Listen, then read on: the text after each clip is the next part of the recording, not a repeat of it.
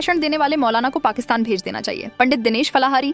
अलीगढ़ में जमीयत उलेमा का महानगर अध्यक्ष मुफ्ती अकबर काशमी ने हिंदुओं को लेकर विवादित बयान दिया है। उस मौलाना ने कहा है कि वक्फ बोर्ड संशोधन को तुरंत वापस ले लिया जाए, नहीं तो 1947 वाला नरसंहार हो सकता है। इस बयान के बाद हिंदुओं में रोष व्याप्त हो गया है और साधु संत भगवान ने इसका विरोध किया है।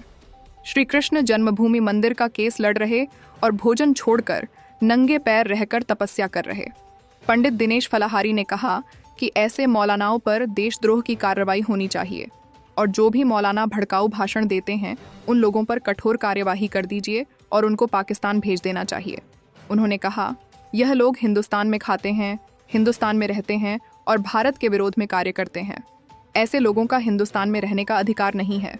इन लोगों ने सबसे ज़्यादा फायदा राशन योजना, प्रधानमंत्री आवास योजना का लाभ उठाया और प्रधानमंत्री को ही गाली देते हैं। भारत सरकार जो भी योजना बनाती है वह धर्म देखकर नहीं बनाती है, वह सभी के लिए योजना बनाती है। लेकिन यह लोग योजनाओं का लाभ उठा लेते हैं और सरकार को गाली देते हैं। अलीगढ़ में जमीयत उलेमा के महानगर अध्यक्ष ने कहा है कि या तो वक्फ बोर्ड संशोधन को रद्द कर दिया जाए, बिल को वापस ले लिया जाए, नहीं तो 1947 वाला नरसंहार हो सकता है। यह बयान बहुत ही दुखद है, निंदनीय है।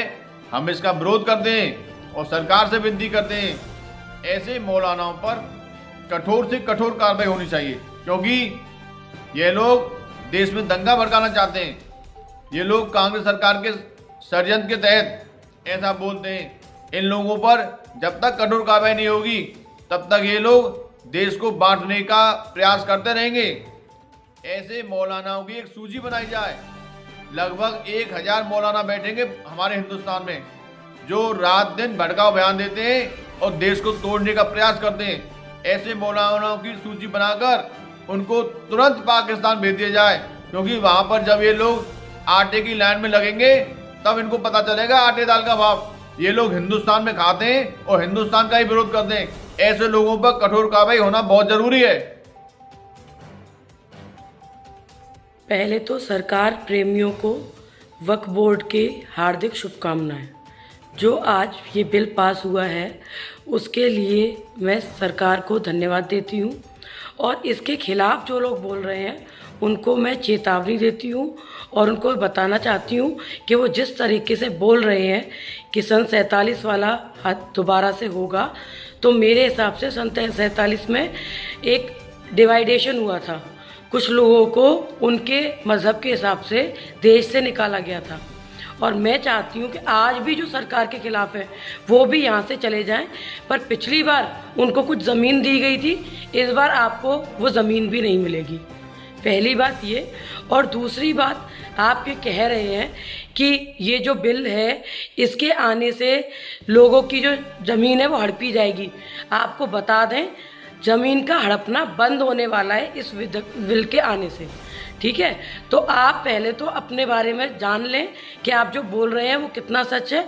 और सबसे बड़ी बात कि सरकार के खिलाफ इस तरीके से बयानबाजी करने पर आपको इसके बहुत ज़्यादा घिनौने परिणाम भुगतने पड़ेंगे। सरकार के खिलाफ बोलने के लिए आपको देशद्रोही करार दिया जा सकता है। वक्फ बोर्ड की ये जो ज़मीन है ये भारत की है, भारतवासियों की है, भारत देश की है। और ये चाहे अब की बात हो या 1947 की बात हो, तो मोदी जी ने जो भी निर्णय लिया है इसके लिए वह बहुत ही आदरणीय है। क्योंकि यदि यहाँ पर मेडिकल कॉलेजेस और स्कूल्स और हॉस्पिटल्स बनाए जाते हैं तो ये हमारे देश के लिए बहुत अच्छी बात है। हमारे देश के लिए आने वाले बच्चों के लिए बहुत अच्छी बात है, उनके फ्यूचर के लिए बहुत अच्छी बात है। क्योंकि जब भी बच्चों को पढ़ाया जाता है, हॉस्पिटल में इलाज किया जाता है, वहाँ पे किसी संप्रदाय को नहीं देखा जाता है, वहाँ पे किसी जाति को नहीं देखा जाता है, वहाँ पे सबके इलाज किए जाते हैं। तो यदि ये ज़मीन अगर यूनिवर्सिटी के, कॉलेज के, स्कूल के या हॉस्पिटल्स के काम आती है तो ये सभी देशवासियों के लिए गौरव की बात है। ये आदरणीय मोदी जी ने, योगी जी ने बहुत ही अच्छा निर्णय लिया है। तो सभी देशवासियों को एकजुट होकर इस विषय में और इस निर्णय पर समर्थन करना चाहिए।